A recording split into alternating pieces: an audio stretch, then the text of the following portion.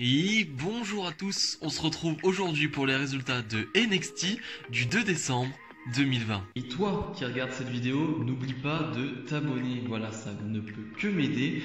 Et si tu le fais pas, bah...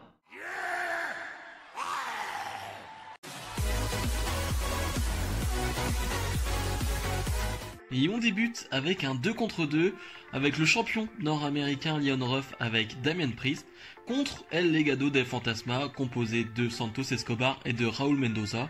Un match de 10 minutes, j'ai pas grand chose à en dire sur le match, c'est assez basique, assez simple. Je vais juste en dire que on en voit un peu plus de Leon Ruff, voilà, on nous en montre un peu plus, on nous tease un peu ce qu'il est capable de faire, mais on nous en montre pas trop quand même. Damian Priest va être quand même très souvent sur le ring, Leon Ruff ne va pas avoir grand chose à faire, il va avoir un bon comeback, voilà, très sympathique, et c'est là que tu vois, je le dis chaque semaine, mais athlétiquement c'est très costaud, mais sinon pas grand chose à en dire de ce match. On va un peu teaser de la mésentente entre les deux, entre Damian Priest et Leon Ruff, mais ça va aller. Les deux vont quand même bien s'entendre pour terminer. Leon Ruff va finir avec un frog splash bien sympa, un peu à l'image d'un Montez Ford. Donc voilà, c'était sympathique, mais il n'y a pas grand chose à en retenir de ce début de show. Cameron Grimes face à Auguste Grey.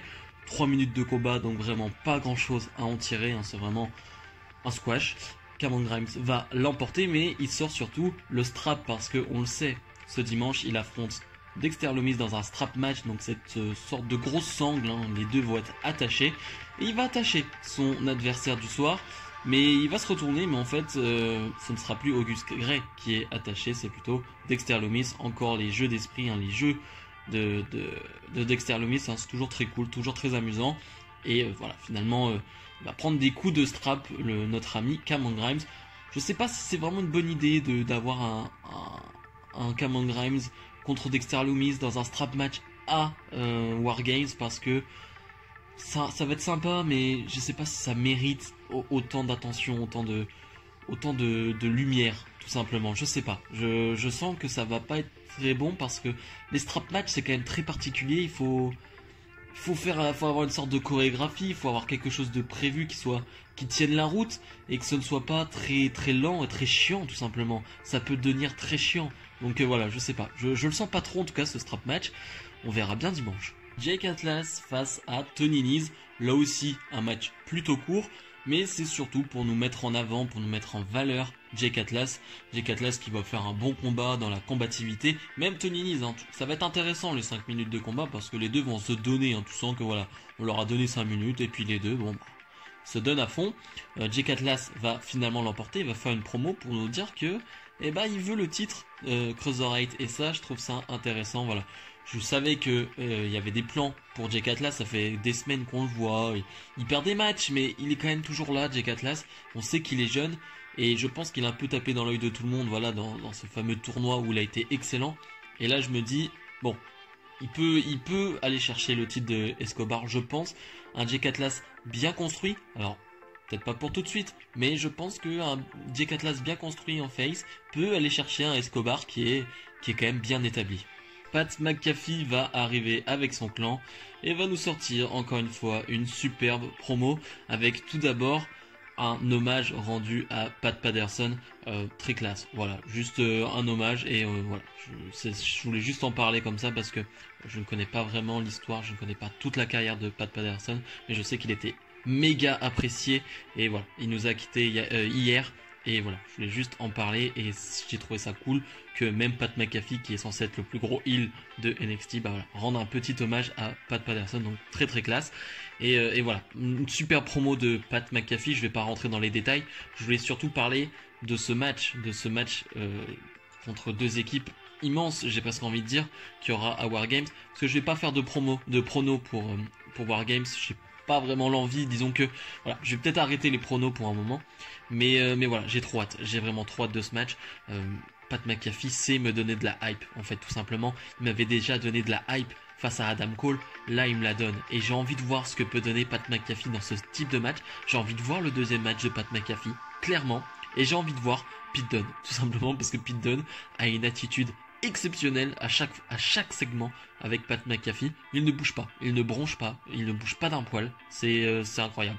Bref, j'adore, j'ai juste hâte de voir ce match. Je pense que ça peut être le match de l'année en décembre. Voilà, je pense que ça peut être le match de l'année malgré tous les gros matchs qu'on a eu. Les Wargames, c'est toujours impressionnant. Ça peut être brouillis, hein, de temps en temps, mais si c'est bien amené, on connaît Undisputed Era, ils ont l'habitude maintenant des Wargames. Je pense que ça peut être exceptionnel. Donc vraiment, ça va être incroyable, je le sens. Grizzled Young Veterans face à Everrise. Enfin, en tout cas, c'est ce qu'on aurait dû avoir parce que Everrise va se faire attaquer de nouveau, mais cette fois-ci par Imperium.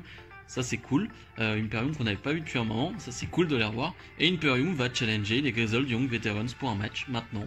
Ok, un match qui va pas être très long, qui va se terminer sur un no contest parce que Everrise va pas être très content, hein, tout simplement. Et Everrise, ça va se finir parce que, enfin, à la pub, pendant la pub, Everrise va s'en aller quasiment. Ça me fait toujours rire les catcheurs qui s'en vont comme ça. Ils sont en slip, mais ils vont dans la voiture et ils se cassent. C'est très crédible, hein. Mais bref, c'était un beau bordel. Je suis content de voir Imperium là, mais c'était un peu le bordel. C'est un peu fouillis, j'ai pas trop tout compris. On essaye de faire un truc avec Everrise là aussi qui sont pas contents, ce qui est assez logique pour le coup.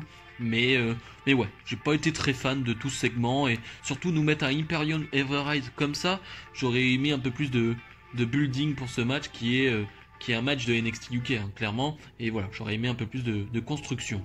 Timothy Thatcher veut nous faire une nouvelle leçon sur le ring. Lui qui nous fait des leçons, hein, quasi chaque semaine. Il veut nous montrer comment ne pas être distrait par quelque chose. Parce que souvent les catcheurs sont distraits par une musique, par quelqu'un qui arrive et perdent les matchs comme ça. Et il va se retrouver, il va se retrouver face à Ciampa, alors qu'il n'avait pas du tout prévu ça. Et Ciampa qui, encore une fois, va chercher Timothy Thatcher. Alors on sait pas trop pourquoi, du comment.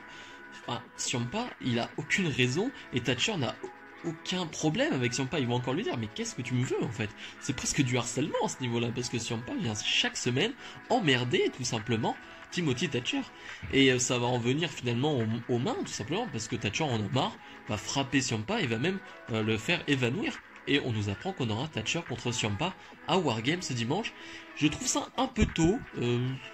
C'est peut-être aussi une feud qui dure que 3 semaines, hein, c'est aussi possible, hein. Franchement on va peut-être pas aller plus loin que ça, et je sais pas, en termes de pronostic j'aimerais bien que Thatcher gagne, mais en même temps Ciampa il gagne pas beaucoup en ce moment, c'est peut-être une petite feud pour le relancer, donc je sais pas trop ce qu'ils vont faire, mais c'est vrai qu'une défaite de Thatcher, ça le remettrait encore un peu plus bas, alors que je pense qu'il y a un potentiel avec Thatcher de faire un truc intéressant, mais bref, on verra bien ce qu'ils vont nous faire dimanche. Le main event, Shotzi Blackheart face à Raquel Gonzalez. Les deux représentent leur équipe pour les Wargames parce que c'est un ladder match qui est important parce qu'il peut te donner un avantage pour les Wargames. Et que dire, c'était vraiment très bon, vraiment. Comme la semaine dernière où on a eu un main event avec un match de l'échelle, et c'était bon. Et en plus, ce que j'ai aimé, je vais parler un peu de tout, mais c'est qu'il n'y a pas eu trop de prise de risque. Voilà, c'est ce que j'aime pas trop en ce moment, hein, Jeff Hardy, c'est que en weekly comme ça, sur un show pas basique, je vais peut-être pas dire ça, c'est presque péjoratif, mais t'as pas besoin non plus de faire des prises de risque incroyables, de faire des spots de fou, parce que je sais, Shotzi Blackheart, elle le fait très souvent et les fans aiment beaucoup, mais c'est dangereux. Et Shotzi Blackheart, j'aime bien son côté foufou, vraiment, mais voilà, faut un peu se calmer. Et là, je trouve que dans ce match, elle fait des bonnes choses. Elle est un peu fofolle, mais elle sait très bien. Ça se marie très bien avec la force, la puissance de Raquel Gonzalez. Raquel Gonzalez qui ne me surprend même plus, mais qui est pour moi la révélation féminine de l'année. Clairement, chez WWE, pour moi, c'est la révélation féminine de l'année. Et ça se voit aussi que du côté des officiels de NXT, on lui fait confiance parce que lui donner un main event dans un match de l'échelle comme ça, c'est quand même pas anodin, je trouve.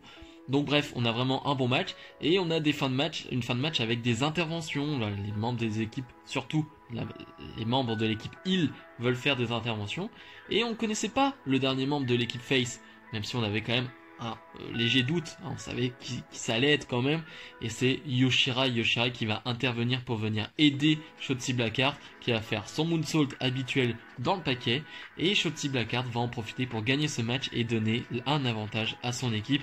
Donc les deux équipes sont complètes. Que dire, vraiment, il n'y a que des bons noms, il n'y a que de bonnes catcheuses. J'ai juste hâte là aussi d'être à Wargames parce que ça peut être là aussi un des matchs de l'année, un des matchs féminins de l'année, même si l'année féminine chez WWE a été incroyable. Bref, j'ai vraiment très hâte, ça va être génial. le bilan de ce NXT, un NXT d'avant Wargames, donc forcément il se passe pas un tas de choses, on a beaucoup de récapitulatifs de feud, on a eu un petit segment, un petit magnéto, encore une fois avec Xia Ali et Boa qui se font entraîner par leur maître. C'est toujours très spécial, hein, c'est intense hein, comme moment, on va voir où ça va nous mener, mais j'ai trouvé la vignette plutôt sympa, et on a eu un bon main event, donc que demander de plus franchement pour un NXT d'avant pay-per-view, franchement c'était bien cool. Si vous avez aimé cette vidéo, comme d'habitude, n'hésitez pas à mettre le petit pouce bleu et à me donner votre avis, bien sûr, sur ce show. Nous, on se retrouve dès samedi pour la review de SmackDown. Salut, salut!